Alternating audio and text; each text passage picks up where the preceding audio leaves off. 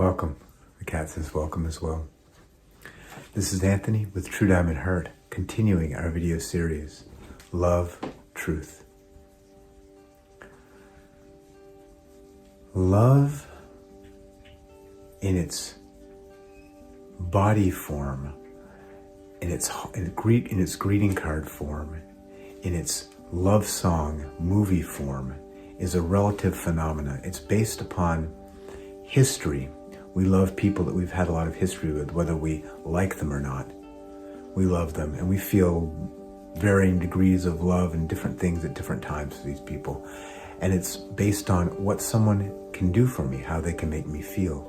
Oh, you make me feel so good. I love you so much. This form of love changes.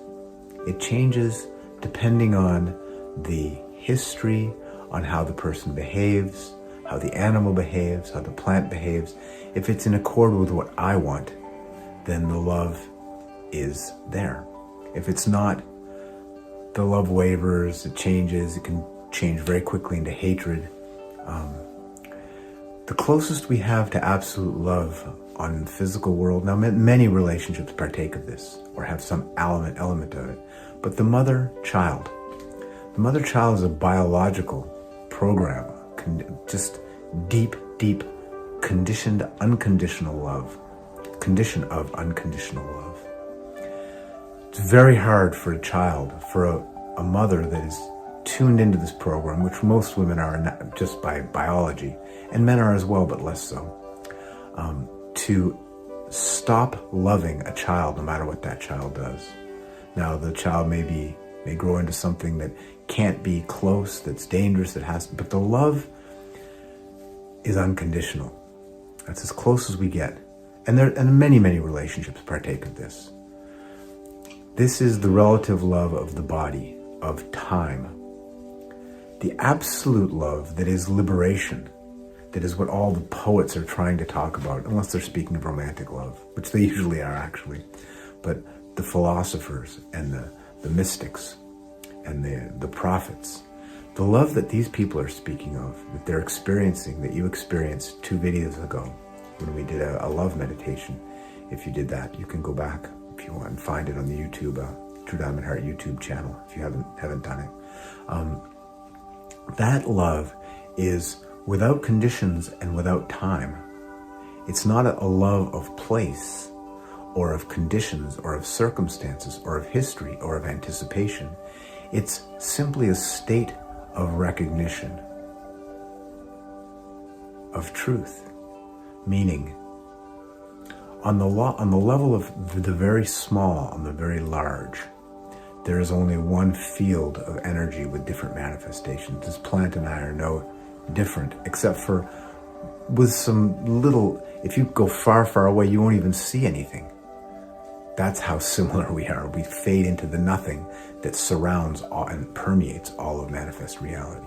But the very small, all of these vibrations and things that are happening, very much the same thing is happening. As we get into the Newtonian world, which is between the very small and the very large, we notice that things behave in a certain way, semi-predictable, until we start to realize that even that has a very dreamlike quality. But that happens as we move more deeply into the mystical, into the spiritual path. We start to realize that we don't even understand manifest reality.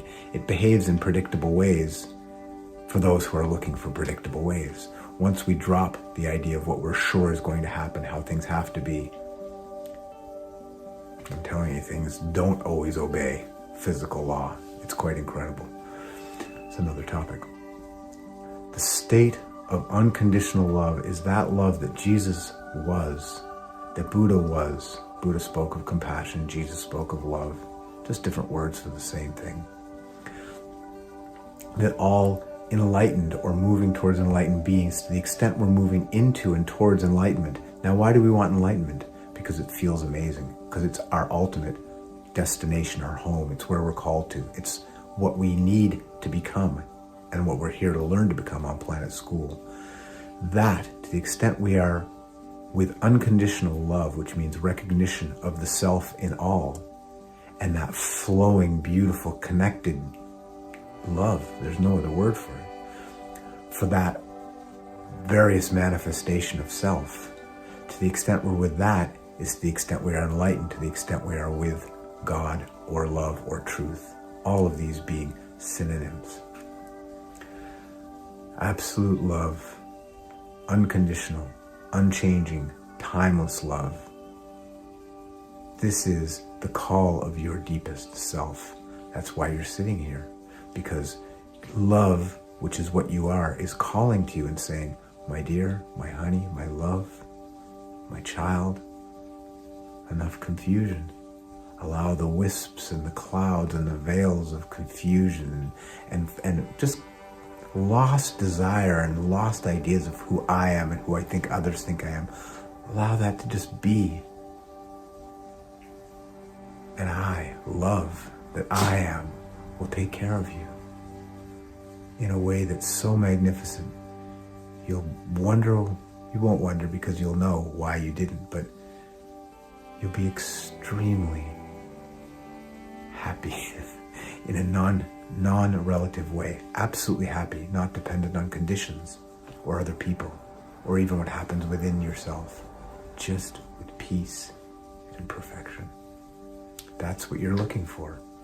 All the things that you think you're looking for are simply mistaken substitutes for love, which is what you are, which is what we're revealing here. Stay with us. We're just beginning.